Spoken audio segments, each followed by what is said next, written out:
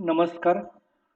मी doctor Sunil उगले, के.व्ही.एन. नाईक शिक्षण प्रसारक संस्थेचे कला व वाणिज्य महाविद्यालय दिंडोरी.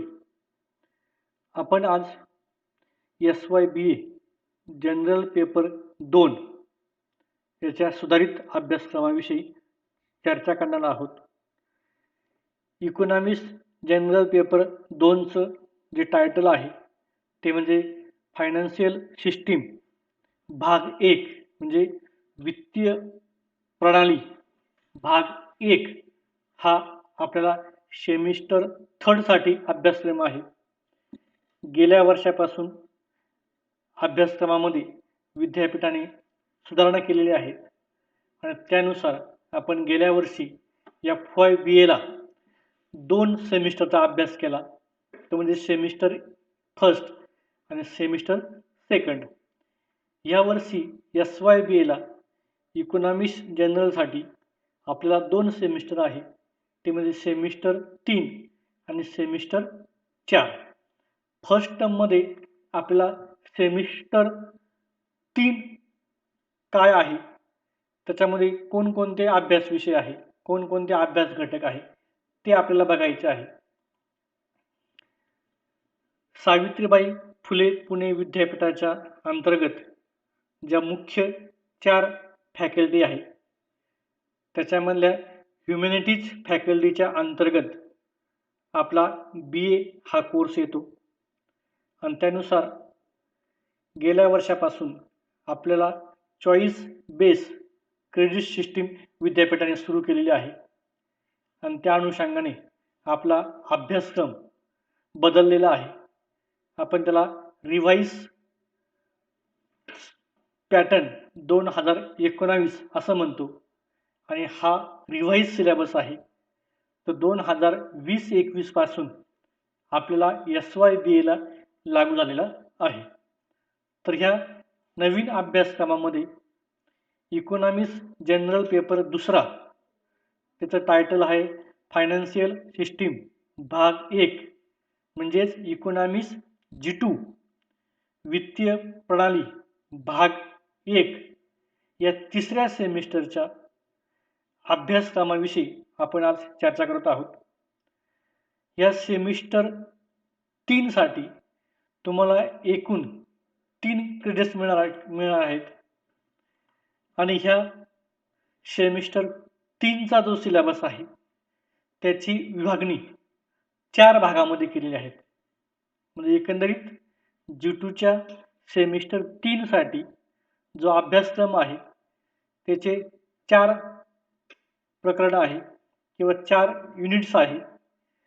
पहिलं जे प्रकरण आहे त्याचं टायटल आहे इंडियन फायनान्शियल सिस्टीम म्हणजे भारतीय वित्तीय प्रणाली.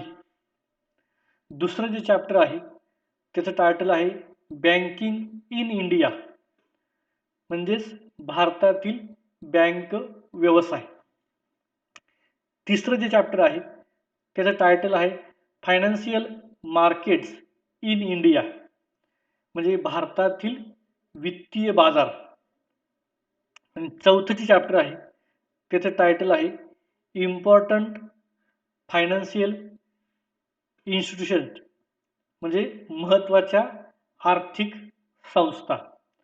तर असे 4 प्रकरण किंवा 4 युनिट्स हे तुम्हाला वित्तीय प्रणाली भाग 1 यासाठी दिलेले आहेत.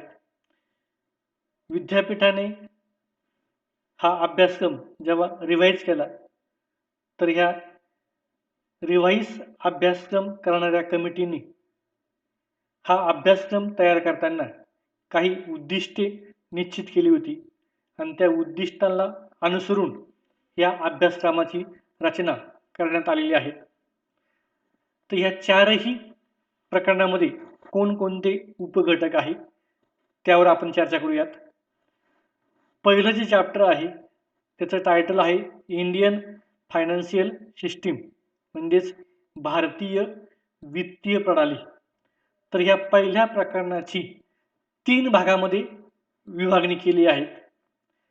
पहिल्या प्रकरणामध्ये introduction, meaning nature, role and importance of Indian financial system. म्हणजेच पहिल्या प्रकरणाच्या पहिल्या भागामध्ये आपल्याला भारतातील वित्तीय प्रणालीचा परिचय करायचा आहे. त्यामध्ये वित्तीय प्रणाली म्हणजे काय, त्याचा अर्थ, वित्तीय प्रणालीचे स्वरूप, वित्तीय प्रणालीची आर्थिक विकासातील भूमिका आणि महत्त्व ह्या 1.1 मध्ये आहे. 1.2 मध्ये भारतीय वित्तीय प्रणालीची रचना म्हणजे structure of Indian financial system.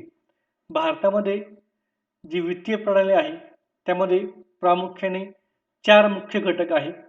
त्यामध्ये वित्तीय संस्था, वित्तीय बाजार, वित्तीय साधने आणि वित्तीय सेवा अशा 4 घटकांमिळून भारतीय वित्तीय प्रणालीची रचना ही तयार झालेली आहे. तर ही रचना नेमकी कशी आहे, त्यामध्ये कोणकोणते घटक आहे, त्या घटकांचे वैशिष्ट्य काय आहे, याचा अभ्यास आपल्याला 1.2 मध्ये करायचा आहे. 1.3 मध्ये भारतातील वित्तीय प्रणालीमधील घटकांची वैशिष्ट्ये आणि कार्य. भारतीय वित्तीय प्रणालीमध्ये 4 प्रमुख घटक आहेत. ते म्हणजे वित्तीय संस्था, वित्तीय बाजार, वित्तीय साधने आणि वित्तीय संस्था. तर ह्या 4ही घटकांची वैशिष्ट्ये काय आहे आणि त्यांचं कार्य काय आहे हे आपल्याला 1.3 मध्ये अभ्यासायचं आहे. दुसरं जे प्रकरण आहे त्याचं टायटल आहे बँकिंग इन इंडिया, म्हणजेच भारतीय बँक व्यवसाय. या दुसऱ्या प्रकरणाची विभागणी 2 भागात केलेली आहे. 2.1 मध्ये आपल्याला भारतातील व्यापारी बँकांशी संबंधित घटकांचा अभ्यास करायचा आहे. व्यापारी बँकांमध्ये 3 मुख्य भाग आहेत. एक म्हणजे सार्वजनिक क्षेत्रातील बँका, म्हणजेच भारतातील राष्ट्रीयकृत बँका, ज्या बँकांचं राष्ट्रीयकरण झालेलं आहे त्या बँका. त्याचशिवाय राष्ट्रीयकृत बँका सोडून इतर खाजगी क्षेत्रात जे व्यापारी बँका आहेत त्या व्यापारी बँका आणि विदेशी बँका.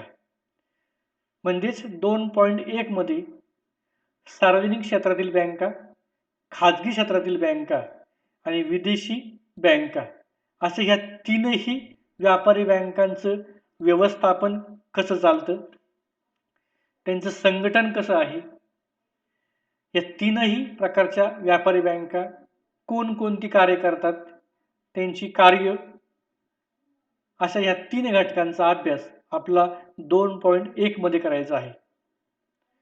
2.2 मध्ये प्रामुख्याने प्रादेशिक ग्रामीण बँका आणि सहकारी बँका, भारताच्या आणि विशेषतः महाराष्ट्राच्या विकासामध्ये प्रादेशिक ग्रामीण बँका आणि सहकारी बँका यांचे योगदान फार महत्त्वाचे आहे. भारताच्या ग्रामीण भाग किंवा शेती क्षेत्र असेल त्याचा विकास व्हावा म्हणून प्रादेशिक ग्रामीण बँकांची स्थापना झाली. त्याचप्रमाणे सहकार क्षेत्रामध्ये सुद्धा अनेक सहकारी बँकांचं योगदान हे महत्त्वाचं आहे. भारतामध्ये ज्या सहकारी बँका आहेत त्यांची त्रिस्तरीय रचना आहे. त्यामध्ये राज्य पातळीवर राज्य सहकारी बँक, जिल्हा पातळीवर जिल्हा मध्यवर्ती सहकारी बँक आणि गाव पातळीवर प्राथमिक पतसंस्था. तर ह्या 2.2 यामध्ये आपल्याला प्रादेशिक ग्रामीण बँका आणि सहकारी बँका यांची उत्क्रांती कशी झाली, या दोनही बँकांचं व्यवस्थापन कसं आहे, संघटन कसं आहे, या दोनही बँकांचं कर्ज व्यवस्थापन कसं आहे आणि प्रादेशिक ग्रामीण बँका आणि सहकारी बँका कोणकोणत्या प्रकारचं कार्य करतात, या दोनही बँकांना दैनंदिन व्यवहार करताना कोणकोणत्या अडचणी किंवा समस्या उद्भवतात आणि ह्या अडचणी किंवा समस्या दूर करण्यासाठी सरकारने कोणकोणत्या उपाययोजना केलेल्या आहेत, अशा ह्या सर्व घटकांचा अभ्यास आपल्याला 2.2 यामध्ये करायचा आहे. तिसरं जे चॅप्टर आहे त्याचं टायटल आहे फायनान्शियल मार्केट्स इन इंडिया, म्हणजेच भारतातील वित्तीय बाजार. तर ह्या तिसऱ्या प्रकरणाची विभागणी 4 उपघटकामध्ये केलेली आहेत. त्यामध्ये 3.1 जो आहे त्याच्यामध्ये वित्तीय बाजारांचे वर्गीकरण, म्हणजे भारताची जी वित्तीय प्रणाली आहे त्या वित्तीय प्रणालीमध्ये 4 घटक आहेत. एक म्हणजे वित्तीय संस्था, वित्तीय बाजार, वित्तीय साधने आणि वित्तीय संस्था. त्याचा 2 नंबरचा घटक आहे तो म्हणजे वित्तीय बाजार.